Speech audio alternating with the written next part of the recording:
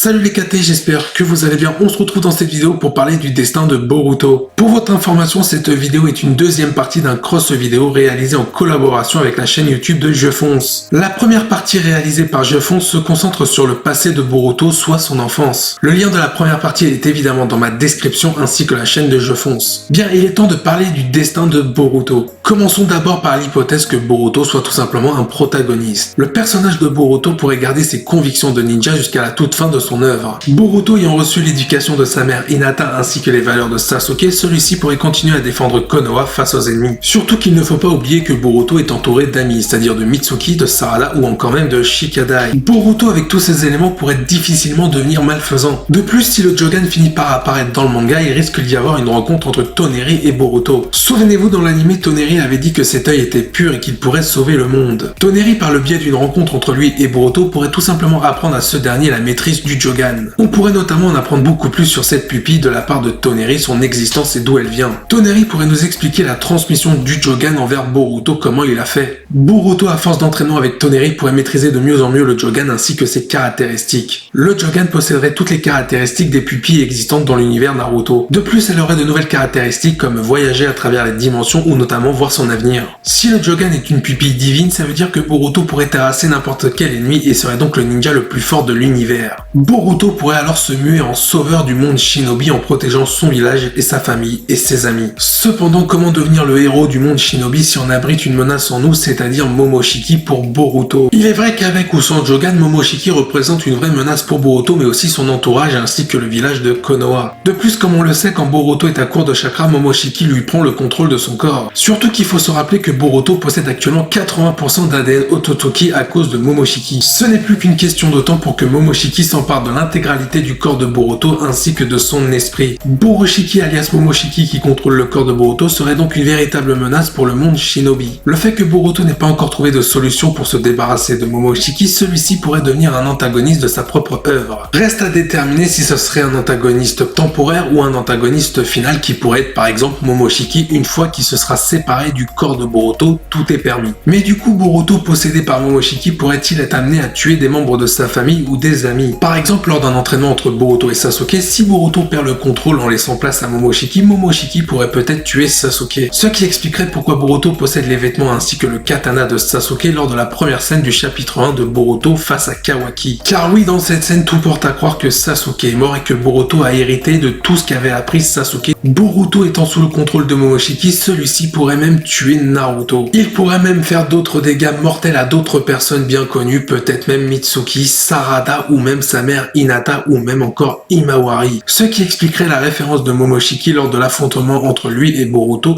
au moment où il dit comme quoi les yeux de Boruto le déposséderont de tout. Le destin de Boruto serait alors funeste sans que celui-ci puisse faire quelque chose car il serait contrôlé par Momoshiki. Mais prenons un autre exemple pour que Boruto devienne un antagoniste par rapport à son père. Boruto pourrait déserter le village à cause de son père car celui-ci lui a interdit d'être un ninja le temps qu'ils aient trouvé une solution pour le séparer de Momoshiki car pour l'instant il abrite une menace par rapport à Konoha. Évidemment, Boruto ne serait pas d'accord avec la décision de son père, peut-être prise en concertation avec les Kage et donc il n'aurait pas eu le choix. Boruto prendrait la décision de quitter le village. À cause de cela, on pourrait voir un Boruto commencer à haïr son propre père, le 7e Hokage. Boruto pourrait être rongé par la souffrance et le mépris qu'il a envers lui-même par rapport à la menace qu'il abrite en lui. On pourrait alors voir un Boruto commencer à sombrer dans la folie tout en voulant garder ses convictions de ninja. Cependant, il aurait une nouvelle définition plutôt malveillante de ce qu'est être un ninja, comme à l'époque avec Madara avec sa définition de la paix. Peut-être que durant la première partie de son exil, Boruto sera accompagné de Sasuke qui le canalisera. Mais malheureusement, Sasuke finira par succomber face à un adversaire ou des mains de Boruto contrôlé par Momoshiki comme je l'ai dit précédemment. Après avoir récupéré l'héritage de Sasuke, Boruto finirait par totalement sombrer dans la folie. Il voudrait alors garder ses convictions de ninja mais qui ont été détournées par les divers événements qu'il a vécus. Boruto pourrait se mettre en quête d'attaquer le village de Konoha pour affirmer ses convictions de ninja à son propre père. On arriverait donc au fameux combat de Kawaki et Boruto après plusieurs années d'exil de Boruto. Kawaki aurait été chargé de récupérer Boruto pour l'emmener dans l'autre dimension où se trouve Naruto pour qu'il puisse le sauver. Dans cette scène, ça voudrait dire que Kawaki est le protagoniste et Boruto l'antagoniste. Mais il y a une question auquel je n'ai pas répondu, comment Boruto a-t-il pu maîtriser son Kama sans l'aide de personne? Peut-être qu'il ne le maîtrise pas totalement comme Kawaki mais qu'il y a plusieurs stades. Boruto durant son exil aurait pu apprendre à maîtriser la puissance du Kama à 75% seulement. Au-delà des 75% du Kama, cela voudrait dire qu'il pourrait être possédé par Momoshiki. Peut-être qu'il y aurait eu même un pacte du mal entre Boruto et Momoshiki lui-même. Il y a donc plein d'hypothèses concernant le destin de Boruto. Il pourrait être le protagoniste de son œuvre en sauvant le monde Shinobi, ou bien l'antagoniste de son manga en plongeant le monde Shinobi dans les ténèbres. Donne ton avis en commentaire, et n'oublie pas d'aller voir la première partie de ce cross vidéo avec Je Fonce. Sur ce, je vous dis à la prochaine, portez-vous bien, salut les KT.